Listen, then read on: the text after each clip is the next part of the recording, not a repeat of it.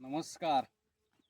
माझं नाव प्रमोद गोविंदराव पवार, राहणार बोर्ली, तालुका पलूस, जिल्हा सांगली. आपण ह्या ज्या क्षेत्रामध्ये उभा आहोत ते 1 एकर क्षेत्र आहे सर्वसाधारणपणे. त्याच्यामध्ये आत्ता 86-032 म्हणजे कोश 86-032 ह्या ऊसाची लागण जी आहे ती लागण केलेली आहे. आणि ही जी लागण आहे ती लागण ही सुधारित अशा प्रकारच्या असणाऱ्या आपल्या सुपरकेन नर्सरी या तंत्रज्ञानाअंतर्गत जी आम्हाला माहिती आपल्या महाराष्ट्र राज्य कृषी विभागामार्फत आमच्या तालुका स्तरावरती पलूस तालुका कृषी विभाग जो आहे त्यांनी आम्हाला जे ह्या तंत्रज्ञानाची माहिती दिली त्याचा वापर करून आत्माअंतर्गत ही जी ते जे तंत्रज्ञान आहे त्या तंत्रज्ञानाचा वापर करून ही लागण जी आहे ती लागण केलेली आहे. आता याच्यामध्ये हे जे तंत्रज्ञान आहे ते तंत्रज्ञान वापरल्यामुळं उत्पादनामध्ये मोठ्या प्रमाणावरती आम्हाला म्हणजे भर पडलेली दिसून आलेली आहे.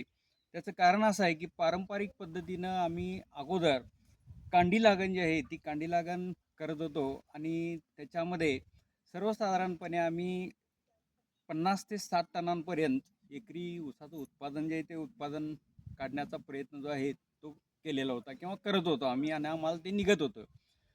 त्यानंतर आम्ही पिशवीमध्ये नर्सरी तयार करण्याचा प्रयत्न केला आणि त्याच्यामध्येही नर्सरी तयार करून ती रोप लागण जी आहे ती रोप लागण आम्ही करत होतो. त्यानंतर परत काही वर्षानंतर आम्ही त्याच्यामध्ये सुधारणा घडवून आणण्याचा प्रयत्न केला आणि प्लॅस्टिकचे जे ट्रे विकत मिळतात त्या ट्रेचा वापर केला. त्याच्यामध्ये कोकोपीटचा वापर करून एक डोळा पद्धतीनं त्या ट्रेमध्ये तयार केलेली रोपं जी आहेत ती रोपंसुद्धा आम्ही लावत होतो. आणि त्याच्यामध्येही परत सुधारणा करून अलीकडं गेल्या काही वर्षामध्ये आपण सुपरकेन नर्सरी जी आहे त्या नर्सरीच्या तंत्रज्ञानाचा वापर करून डायरेक्ट ज्या क्षेत्रावरती आपणाला रोप लागण करायची आहे किंवा ऊस लावायचा आहे त्याच ठिकाणी गादी वाप्यावरती रोपं तयार करण्याचा प्रयत्न या तंत्रज्ञानाच्या माध्यमातून आम्ही केलेला आहे. आणि त्याचा फायदा जो आहे तो फायदा अतिशय चांगल्या प्रमाणामध्ये आम्हाला मिळालेला आहे. माझ्या मते या तंत्रज्ञानाचा वापर केल्यामुळं आम्ही 100+ टनापर्यंत आत्तापर्यंत गेलेलो आहे. गेल्या 2-3 वर्षामध्ये 100+ इतकं जे ऊसाचं टनेज आहे ते टनेज आम्ही काढलेलं आहे. आता ॲक्च्युली सुपरकेन नर्सरी हे तंत्रज्ञान काय आहे?